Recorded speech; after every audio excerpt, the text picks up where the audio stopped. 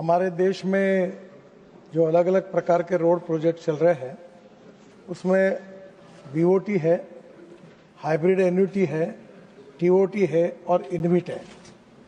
इसके अलावा जो प्रोजेक्ट जो डिपार्टमेंट की ओर से होते हैं वो है।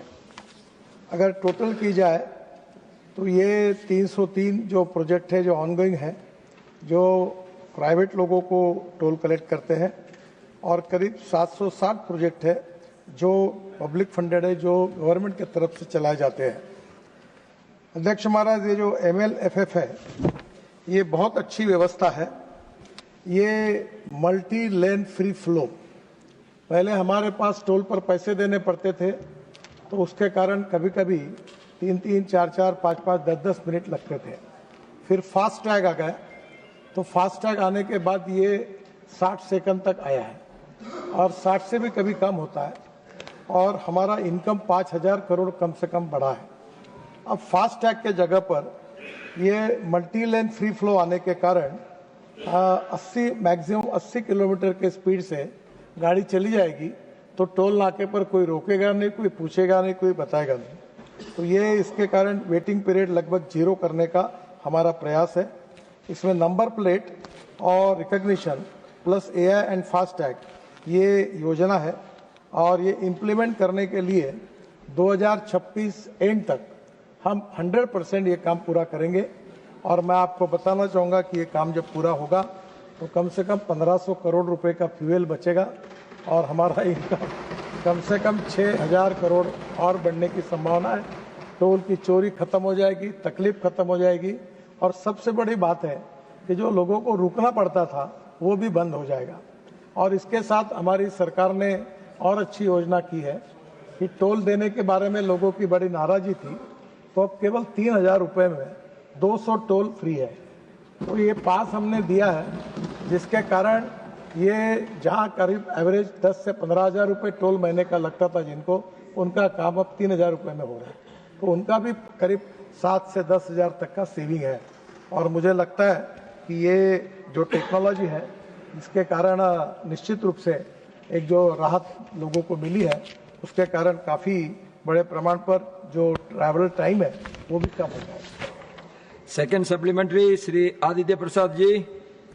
सभापति महोदय, मैं माननीय मंत्री से जानना चाहता हूं कि बिहार झारखंड को जोड़ने वाले राष्ट्रीय राजमार्गों जैसे NH-33, NH-2, NH-19 जो पहले NH-2 के नाम से जाना जाता था, तथा कोयला, खनिज और औद्योगिक परिवहन वाले कॉरिडोर पर MLFF टोलिंग प्रणाली लागू करने से होने वाले आर्थिक लाभ, पर्यावरणीय लाभ और औद्योगिक लॉजिस्टिक पर प्रभाव का कोई विशेष अध्ययन किया गया है? यदि हाँ, तो तत्संबंधी ब्यौरा क्या है? यदि नहीं, तो यह क्या सरकार जैसे खनिज प्रधान राज्य को प्राथमिकता सूची में शामिल करने पर विचार करेगी? सम्मान्य अध्यक्ष महोदय, झारखंड, बिहार सब रोड पर 1 साल के अंदर ये सिस्टम लग जाएगी।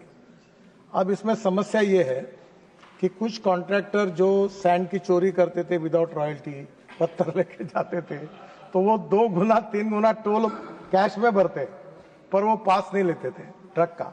वो जहाँ तक रिकॉर्ड करने में उनके साथ भी कोई अड़चने आती थी, अब रिकॉर्ड हो जाता था। तो अब निश्चित रूप से जो खनिज संपत्ति की चोरी करने वाली बात थी वो भी कमी आएगी, खत्म हो जाएगी। GST के साथ भी इसका ये जोड़ने के कारण जो किसी प्रकार की चोरी करने के बाद GST में भी पकड़े जाएंगे। तो एक प्रकार से पूरी सिस्टम को ट्रांसपेरेंट और करप्शन फ्री, और इससे सरकार की रॉयल्टी सरकार को मिलेगी होगी। और जहां विशेष रूप से हमारे मिनरल्स है उसका काउंटिंग भी हो जाएगा कि कौन से मिनरल के कितने ट्रक गए हुए हैं, और वाहन नाम का हमारा जो रिकॉर्ड है उसके ऊपर पूरा एग्जैक्टली इसके बाद मिल जाएगा। अब सवाल ये आया कि सुप्रीम कोर्ट ने एक प्राइवेसी लॉ के अंदर एक जजमेंट दिया था कि कौन कहाँ गया, कहाँ से जा रहा, ये जो इन्फॉर्मेशन है ये अगर ओपन होगी तो उसके लिए उसके फंडामेंटल राइट्स का वायोलेशन होगा क्या? तो हमने chief justice of India retired उनका ओपिनियन लिया और उसके आधार पर ये रिकॉर्ड हमने रखा है। और इसलिए मुझे लगता है कि सब राज्यों में लग जाएगा, सब जगह लग जाएगा। राज्य सरकार का रेवेन्यू बढ़ेगा, भारत सरकार का रेवेन्यू बढ़ेगा, चोरी समाप्त होगी पेट्रोल डीजल में कम से कम 1,500 करोड़ बचत हो जाएगी, लोगों का समय बचेगा और सबसे अच्छी बात है पर्यावरण की भी रक्षा होगी। ये अच्छी तरह से। So, for third supplementary, Sriman Raghav Jadda ji.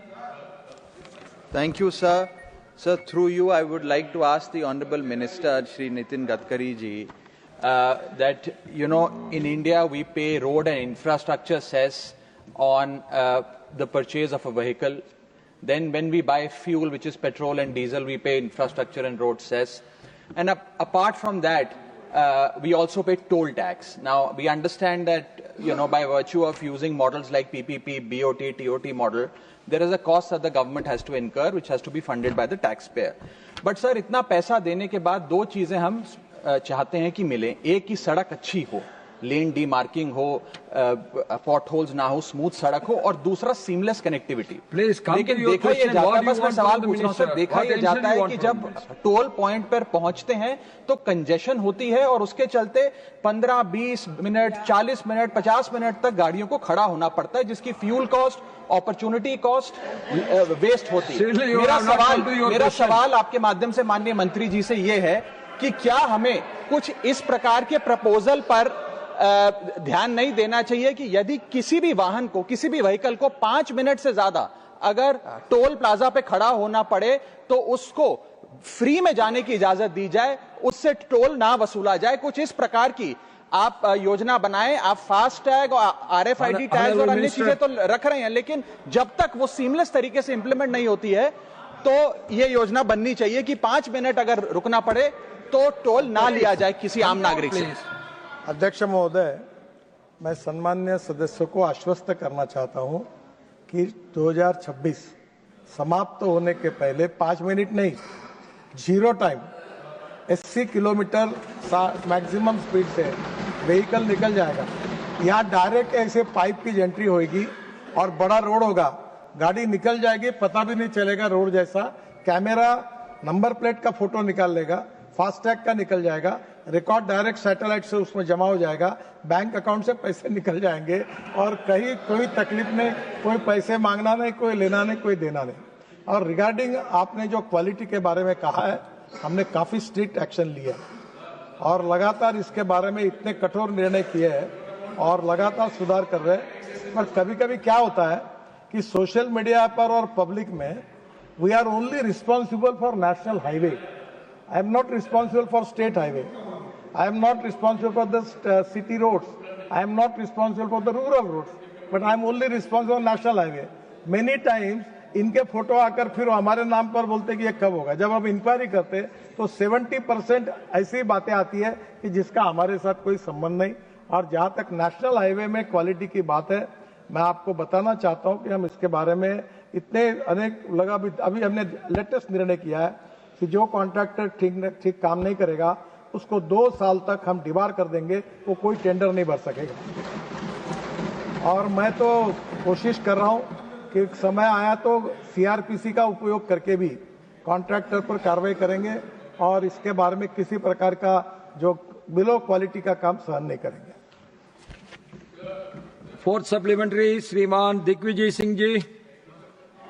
Sir, माननीय मंत्री जी, इस मंत्रिमंडल में सबसे प्रभावशाली और एफिशिएंट मिनिस्टर हम लोग मानते हैं इस मंत्रिमंडल में।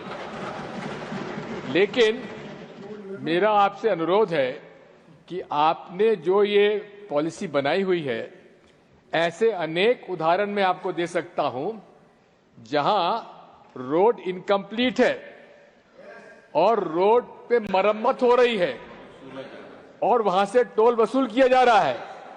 अभी आप खुद बैतूल पधारे थे और बैतूल में जो हालात आपने देखे रोड की, आपने अधिकारियों को डांटा भी, लेकिन आज ही टोल वसूल किया जा रहा है।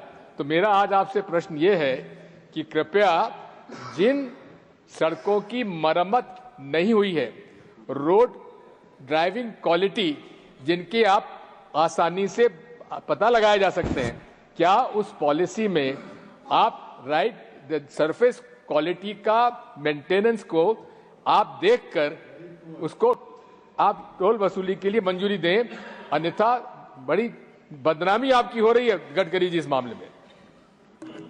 Honourable अध्यक्ष Minister, महोदय, एक केरल में ये घटना विशेष रूप से हुई। लैंडस्लाइड्स हो गई, बाढ़ आ जाते हैं, रोड उखड़ जाते हैं और नेचुरल कैलेमिटीज के कारण भी तकलीफें होती है। कुछ जगह पर यह भी बात सम्मान्य सदस्य करे, जो बैतूल की बात उन्होंने की, वहाँ एक सेक्शन है, उनको भी पता है, नागपुर से नजदीक है, मुझे भी पता है। मैं अचानक बैतूल के एक फॉरेस्ट में परिवार के साथ गया, तो मेरा कार्यक्रम मालूम नहीं था। वैसे मैं जाता हूँ जहाँ, वहाँ रोड एकदम अच्छे बन जाते हैं। तो मैंने देखा तो मुझे वहाँ बताया गया कि रात को बरसात आ रही थी, पानी आ रहा था और रेनकोट पहनकर रोड पे काम चल रहा था। तब मुझे गड्ढे थे और 6-7 महीने से वो गड्ढे थे।